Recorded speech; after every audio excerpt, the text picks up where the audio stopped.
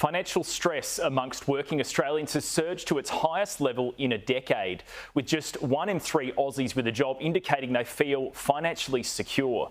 That's according to AMP's latest financial wellness report, which is published each year. Joining me now to discuss this report is AMP Bank Group Executive Sean O'Malley. Sean, thanks for your time. What sort of pressures are Aussie households under right now? Yeah, thanks, Ed. I think what we're seeing is that people are feeling stressed right across the spectrum, and so we're seeing that this is the highest level of financial stress in 10 years, and only 1 in 3 Australians are feeling financially secure. And what we're seeing is people are doing all they can to keep their heads above water. They're managing their household budgets, but they're doing that by cutting down on both mandatory items like groceries, as well as making changes to their discretionary spending items, things like gym memberships and subscriptions, as well as cutting down on some of the bigger items like holidays. So this isn't just one single income bracket that's in trouble. This is really spread right across all brackets of Australia. It is. What we've seen is that the feelings of financial health actually are quite broad. Interestingly, you'd expect to see that in those probably prime family raising areas between 30 and 50, we've seen high levels of stress expressed. But actually the area and the demographic that felt the most stress were those leading up to retirement. And that probably reflects, concerns about have they got enough money saved for their retirement, and potentially even sort of for the pre-retirees, fear of running out, which we know is a big deal for Australians. Yeah, those Aussies that are under pressure and stress, do they have the ability to save money and plan for the future, or is it very much a sort of day-to-day, paycheck-to-paycheck kind of living? What we're seeing is, under times of stress, sort of as expected, people are really focusing on what's right in front of them. So they're scrimping and saving for keeping their heads above water, and what is being sacrificed is thinking about the long term. We've seen a reduction in the number of people who are making voluntary superannuation contributions, for example. Only 1 in 3 Australians making voluntary super contributions. And that really reflects that people are being quite short term in this time of stress. And looking across Australia, are there any parts of the country where stress might be worse than others at all?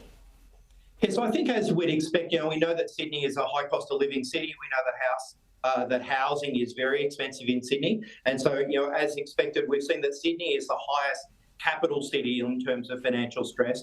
But interestingly, it's regional areas. So those regional areas where maybe incomes are not as high and potentially some higher unemployment, actually they really topped the chart. So it was the regional areas that were feeling the most exposed and feeling the most level of financial stress.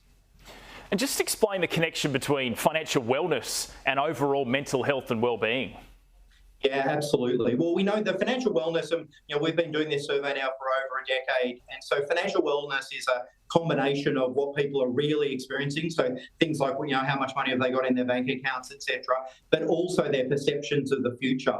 And we know that the overall wellness index has deteriorated, as we said, the highest or the lowest really that we've seen in a decade. But we also know that people feeling in control of their finances has a huge impact on how they feel from an overall mental health and mental well-being. It's one of our bits of advice would be, there's plenty of credible sources of information out there. Would really encourage people to tap into those credible sources of information. AMP, the Insights Hubs is a great example of that.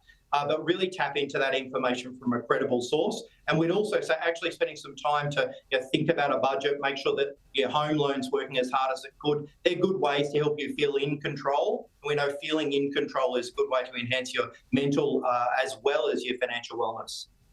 And then on the flip side, how many Australians out there are financially secure at the moment? Yeah, it's quite a low number. So it was only 1 in 3 Australians who were feeling financially secure.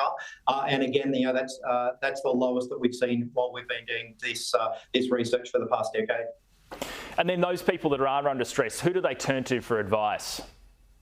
Yeah, our recommendation would be turn to credible information sources. What we see though is people are turning to family and friends and the internet and social media, and we would just say that that can be dangerous. And so whilst it's natural to look to elsewhere, we would say seek some credible sources of information, whether that's financial advice, whether that's talking to your bank or your broker for those who have home loans, or indeed seek out the credible sources of advice.